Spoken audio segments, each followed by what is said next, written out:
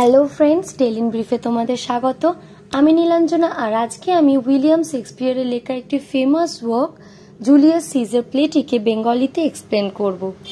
এটি রোমান হিস্ট্রির একটি সত্য ঘটনার ওপর বেস করে লেখা হয়েছে। এই প্লেটিকে লেখা হয়েছে 1599-এ এবং পাবলিশ করা হয়েছে 1623-তে। এই প্লেটির ফুল নেম হচ্ছে the tragedy of Julius Caesar. এই প্লে সেটিং রয়েছে রোমে এবং জনরে হচ্ছে ট্র্যাজেডি। এবার আমরা ক্যারেক্টার লিস্টটা দেখে নেব। ফার্স্ট ক্যারেক্টার হলো জুলিয়াস সিজার, এই প্লের protagonist, tragic hero. Next character Cassius, সিজারের বিরুদ্ধে প্রধান চক্রান্তকারী। নাম্বার 3 ব্রুটাস, সিজারের ক্লোজ ফ্রেন্ড। নাম্বার 4 ক্যাসকা, একজন ষড়যন্ত্রকারী। নাম্বার 5 মার্ক অ্যান্টনি, সিজারের বিশ্বস্ত বন্ধু।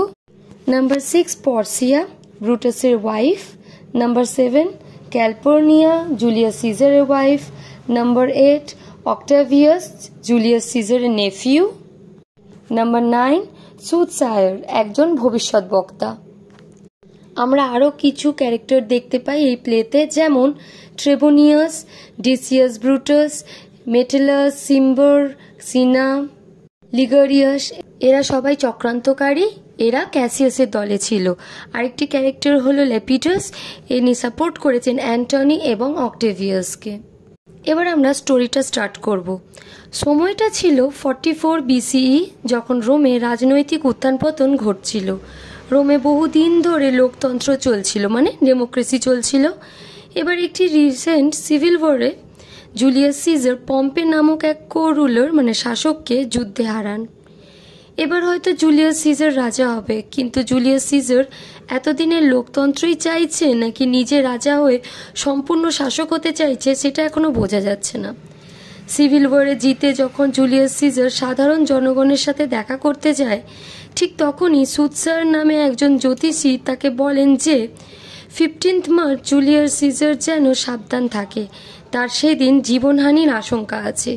কিন্তু জুলিয়াস সিজার বিশ্বাস করেন না। এবার পাবলিকের মধ্যেই ক্যাসিয়াস নামে একজন জুলিয়াস সিজারের রাজা হওয়ার ভয় পায় এবং এক ষড়যন্ত্র শুরু করে। ক্যাসিয়াস ব্রুটাসকে নিজের দলে টানে। ব্রুটাস প্রথমে রাজি হচ্ছিলেন না, কিন্তু পরে ভাবে সত্যি তো রোমে কোনো এক রাজতন্ত্র না হওয়াই ভালো, ডেমোক্রেসি দেশের জন্য ভালো ছিল। একথা ভেবে সে ষড়যন্ত্রে যুক্ত হয়। তারপর ক্যাসকা এসে জানায় যে অ্যান্টনি জুলিয়াস সিজারকে রোমের রাজা হওয়ার ক্রাউন অফার করছে, কিন্তু জুলিয়াস সিজার নিজেই বারণ করে দিয়েছে। কিন্তু ক্যাসিয়াস ও ক্যাসকা ভাবে আজ না হোক কাল জুলিয়াস সিজার রাজা হতে চাইবেই, তাই তারা ইনডাইরেক্টলি জুলিয়াস সিজারকে মার্ডার করার কথা তোলে। কিন্তু ব্রুটাস দোটানায় ছিল।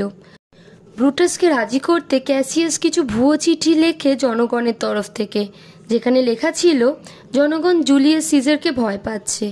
এবার এই চিঠি নিয়ে এবং আরও কিছু লোকজন নিয়ে ক্যাসিয়াস এবং ক্যাসকা নিজের ষড়যন্ত্রের এক দল গঠন করে ব্রুটাসের বাড়ি গিয়ে তাকে বোঝায়। ব্রুটাস সারা রাত্রি চিন্তা করার পর রোমের জনগণের স্বার্থে জুলিয়াস সিজারকে হত্যা করতে রাজি হয়ে যায়। ক্যাসিয়াস তো অ্যান্টনিকেও মারতে চায়, কিন্তু ব্রুটাস বারণ করে দেয়, কারণ অ্যান্টনির থেকে জনগণের কোনো ক্ষতি হবে না। তারপর ব্রুটাসের ওয়াইফ পর্সিয়া এসে ব্রুটাসকে জিজ্ঞেস করে যে তারা কি প্ল্যানিং করছে, কিন্তু ব্রুটাস তার ওয়াইফকে কিচ্ছু বলতে চায় না। তখন পর্সিয়া ব্রুটাসের বিশ্বাস পাওয়ার জন্য নিজের পায়ের থাইতে ছুরি মেরে দেয় এবং শেষে ব্রুটাস পর্সিয়াকে সব বলে দেয়। পরের দিন সকালে জুলিয়াস সিজারের ওয়াইফ ক্যালপর্নিয়া জুলিয়াস সিজারকে বলে, আমি একটা বাজে স্বপ্ন দেখেছি, তুমি প্লিজ আজ বেরিও না, মনে হচ্ছে তোমার আজ বিপদ আছে। কিন্তু সিজার তো হেসে উড়িয়ে দেয় যে এমন কিচ্ছু হবে না। কিন্তু তারপর ক্যালপর্নিয়া সিজারের কাছে প্রায় ভিক্ষা চায় যে আজ যেও না, এবং শেষে জুলিয়াস সিজার রাজিও হয়ে যায়। ঠিক তখনই ডিসিয়াস নামে একটি লোক এসে সিজারকে ডাকে। তখন সিজার বলে তার ওয়াইফের কথায় সে আজ যাবে না, কিন্তু ডিসিয়াস বলে যে একথা শুনলে সিনেট সদস্যরা সিজারের উপর হাসবে আর কাপুরুষ ভাববে। তখন সিজারের ইগোতে লাগে এবং সে রাজি হয়ে যায়। সিজার ক্যাপিটালে পৌঁছাতেই তাকে হত্যা করে দেয়া হয়। মরার সময় সে দেখে যে তার প্রিয় ব্রুটাস এই হত্যায় মিলিত আছে। বলে, একটু ব্রুটে হত্যার পর এবার হত্যাকারীরা চিন্তিত হয়ে পড়ে যে এবার জনগণের রিয়াকশন কেমন হবে, সিজারের মৃত্যুতে খুশি হবে নাকি আরও ক্ষেপে যাবে। এমন সময় অ্যান্টনি আসে। অ্যান্টনিকে ক্যাসিয়াস বোঝায় যে সিজারকে হত্যা করে তারা কোনো ভুল করেনি। অ্যান্টনি বলে, ঠিক আছে, যা হবার হয়ে গেছে, কিন্তু এবার জনগণের মধ্যে শান্তি বজায় রাখতে হবে। এবার একটা কনফারেন্সের আয়োজন হয়, সব হত্যাকারীরা আসে। ব্রুটাস ছোট্ট একটি বক্তৃতা দেয় যে আমরা যা করেছি জনগণের ভালোর জন্য করেছি। তারপর অ্যান্টনি এসে বলে, আমি সিজারের প্রশংসা করতে আসিনি, কিন্তু তোমাদের কি মনে নেই সিজারের মহত্বের বীরত্বের কথা? সিজার রোমের জন্য কি কি করেছে?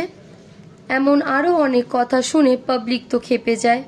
ব্রুটাস ও ক্যাসিয়াস ভয় পেয়ে যায় এবং সুযোগ বুঝে দুজনেই পালায়। এবার অ্যান্টনি আর সিজারের নেফিউ অক্টেভিয়াস একজোট হয়ে ক্যাসিয়াস ও ব্রুটাসের বিরুদ্ধে যুদ্ধ ঘোষণা করে।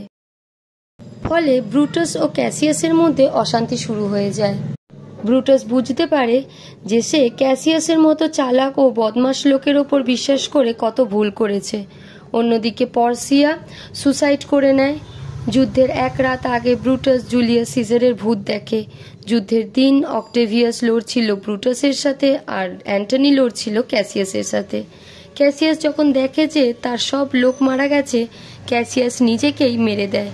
এদিকে ব্রুটাসের দলেরও সবাই হেরে যায় এবং ব্রুটাসও সুসাইড অ্যাটেম্প্ট করে। গল্পের শেষে অ্যান্টনি ব্রুটাসের মৃতদেহের কাছে এসে ব্রুটাসের প্রশংসা করে, কারণ ব্রুটাস কখনো নিজের স্বার্থের জন্য জুলিয়াস সিজারকে হত্যা করেনি। রোমের জনগণের ভালো ভেবেই সে ষড়যন্ত্রে জড়িয়ে পড়েছিল। আমাদের এই গল্পটি এখানেই শেষ। তোমাদের যদি গল্পটি ভালো লেগে থাকে তাহলে লাইক করো, শেয়ার করো বেশি করে, কমেন্টে জানিও তোমাদের এরকম আর কোন গল্পের এক্সপ্লেনেশন চাই, আর চ্যানেলটিকে সাবস্ক্রাইব করো। Thanks for watching.